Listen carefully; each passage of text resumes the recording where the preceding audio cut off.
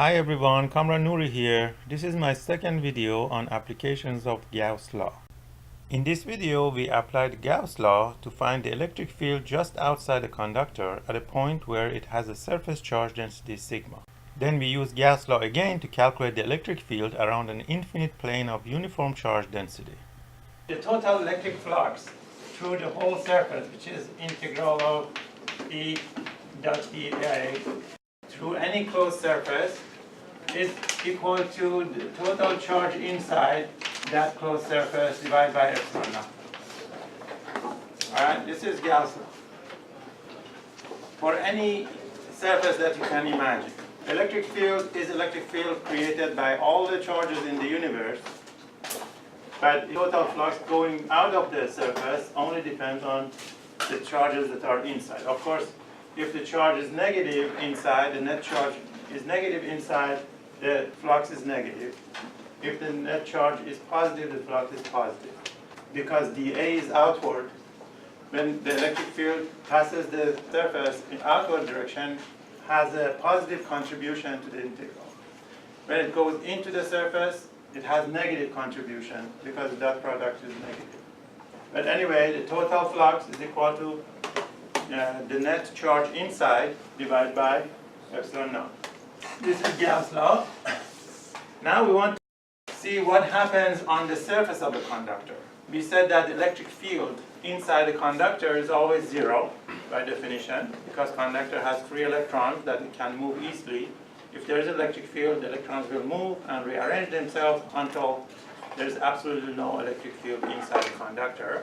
But outside the conductor, there can be an electric field. We can talk about the electric field just outside the surface of the conductor. So if you have a conductor like that, what is the electric field just outside? Inside is zero. But what about just outside the surface? Just outside means infinitesimally close to the surface. First of all, can you talk about the direction of the electric field just outside the conductor? Can it have tangential component to the conductor? No. Tangential component, it applies force on electrons again. It moves the electrons. So the electrons rearrange themselves until the electric field will be completely perpendicular to the surface. Okay, so the electric field outside, just outside the conductor, is perpendicular to the surface of conductor. Okay? Everywhere. And now, if you have some charges on the conductor, there's electric field, we want to find that electric field. You need to get a Gaussian surface that uses this symmetry. The electric field outside is perpendicular to the surface. Electric field inside is zero. So what kind of Gaussian surface do you think would work to find the electric field just outside? We know that the electric field outside conductor is perpendicular to the surface, right? If you take a very short cylinder. Here is a better view of the Gaussian surface relative to the surface of the conductor. It is a small cylinder crossing the surface with caps parallel to the surface, such that the top cap is outside the conductor and the bottom cap is inside. Since the E field is zero inside the conductor and perpendicular to the surface just outside, the field crosses the Gaussian surface only through the top cap. Right? Then the integral of E dot dA is zero wherever this surface is inside the conductor. And it is zero on the sides of the cylinder. It only has value on top. Right? And because the field is perpendicular to the surface, if you take the top of the cylinder parallel to the surface and close to the surface, you can say that for small cylinders, E dot dA becomes just E times A, right? If this is area A, E dot dA over the surface is just E times A. Right? Because the electric field is uniform.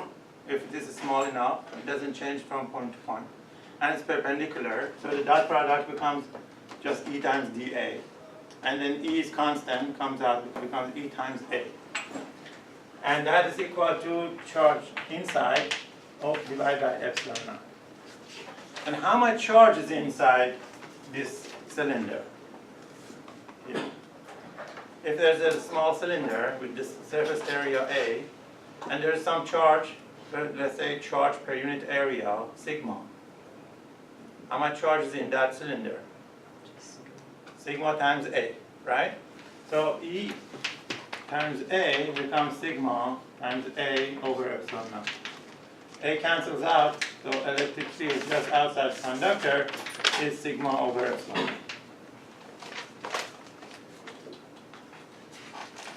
Right? Very simple.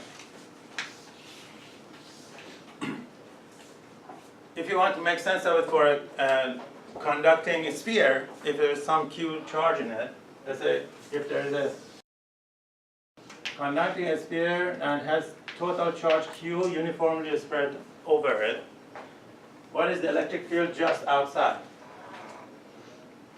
The electric field just outside, according to this, should be equal to the sigma over epsilon naught. Right? If this has a radius, the sphere has radius r, what is sigma? And it's charge q. Sigma is q over 4 pi r squared, right? If you put that in here, you get q over 4 pi epsilon naught r squared.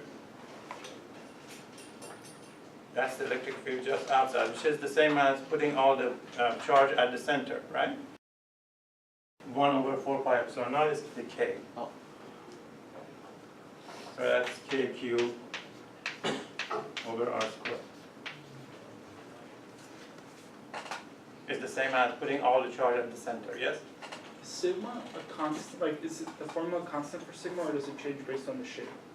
Sigma will change based on shape, but for a sphere, sigma is constant everywhere. Okay. That depends on the problem. But for example, if you have a conductor like this, it has different charge density. If there's some charge on it, it will be different at different points. Later on, in the next chapter, we're going to talk about where the charge density is bigger, where the charge density is smaller. Now, what if you have an infinite sheet of charge? Infinite plane that has some charge per unit area, sigma, on it. Like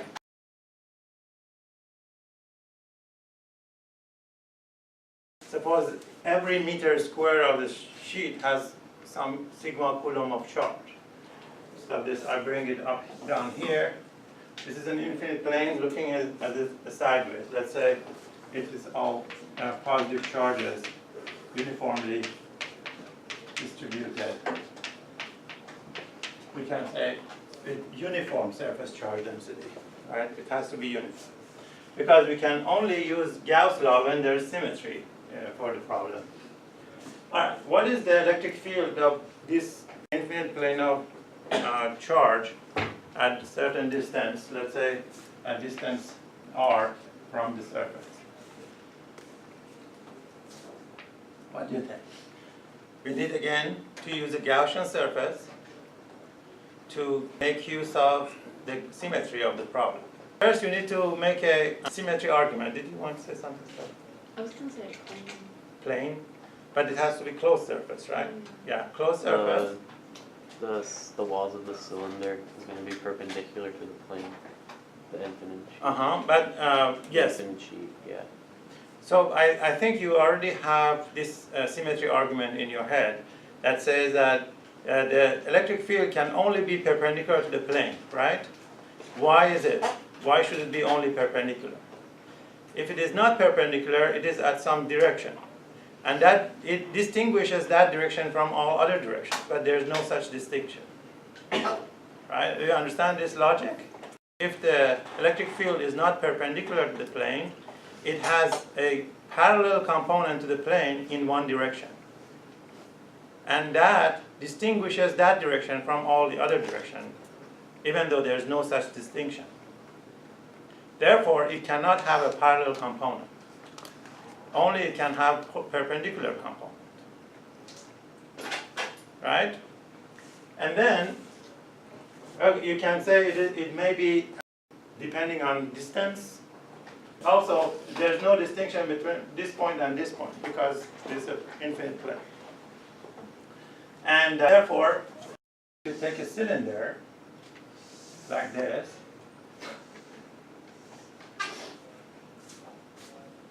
that will work perfectly fine.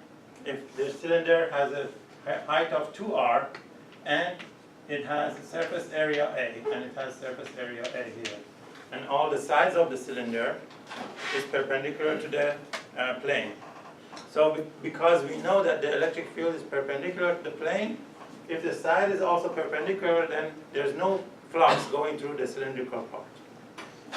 The only flux is going through the caps of the cylinder, right? This picture shows a part of the infinite plane and the Gaussian surface, which is a cylinder whose axis is perpendicular to the plane so that the two caps are parallel to the plane and symmetrically on either side of the plane. Since the E field is perpendicular to the plane, it can cross the cylindrical surface only through the caps. Also, due to symmetry, the E field is the same everywhere on the two caps, so the total flux is E times 2A. So, if the charge is positive, if the electric field is away from it, and it here is away from it, and the dA is also here, dA, E, and E, and dA, or A, you can say. And you see that on the caps of the cylinder, E dot dA is just E times dA. And then E is the same on every point on this surface. Then on this integral, E comes out. And what you get is E at this point times the area. And this is also the same as that, so E times the area. So you get the total integral of E dot dA. The whole integral becomes E magnitude times 2A. Right? Yes, one going that way, one going that way out of the cylinder. But how much charge is inside the cylinder? There's also here, there is a plane that's inside. So again, sigma times A. Whatever sigma, charge per unit area times area. Is it area or is it line? Area. Area, because it's a cylinder, right? What is the intersection of the cylinder with the infinite sheet? Is the same area as here. So this is equal to sigma times A divided by epsilon naught. And then you see A cancels out. E becomes what? Sigma over 2 epsilon naught. Yeah. So this is for infinite plane. And you see, remember I said if you go close to the surface of a sphere, if you go close enough to the surface of the sphere looks like an infinite sheet, right? For example, if you go to the beach, you see the surface of the water is like an infinite sheet, right? If you go close to the water. And then, you see this one is twice this one. Why is that? And if you go close enough, you get sigma over 2 epsilon naught because of this sheet of charge which is just below you on the surface. The rest of it is from all the other parts of the sphere. Let's say you are on a boat on the ocean, you don't see anything. Suppose that is the surface of the ocean is the sphere, right? And there's some charge on it. You get half of the field from that piece of surface that you see, which is very, very small, isn't it, compared to the Earth.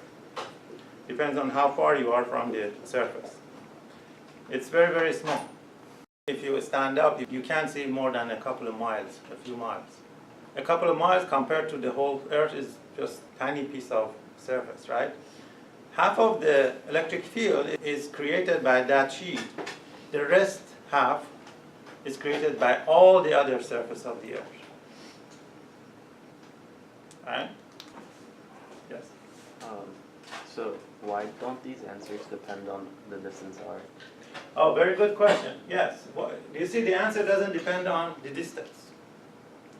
Remember that electric field for a disk above the center was sigma over 2 epsilon naught 1 times minus cosine 1 minus cosine of the viewing angle or theta from the edge. Right? So if you're standing here, what is the edge of infinite plane? The angle from the center to the edge, pi over 2. Cosine of pi over 2 is 0, right? So I get only this part. You see the connection between all of Yeah. these things? This cosine theta, of course, is z divided by square root of z squared plus r squared. Right? If the radius of the disk is r, then the cosine of the viewing angle of the edge of the circle or the disk is the height, which is here is r, divided by square root of z squared plus r2, which is hypotenuse, adjacent over hypotenuse. And when r is infinite, this is z is constant, r is infinite, becomes 0, or theta becomes 90 degrees. So for an infinite sheet of a charge, we have this. The electric field only depends on the charge density, surface charge density. Doesn't depend on distance. That's very, very important. It doesn't depend on distance. And if you have multiple bits of infinite planes, then you have to add contributions. I hope you enjoyed this video and thank you for watching.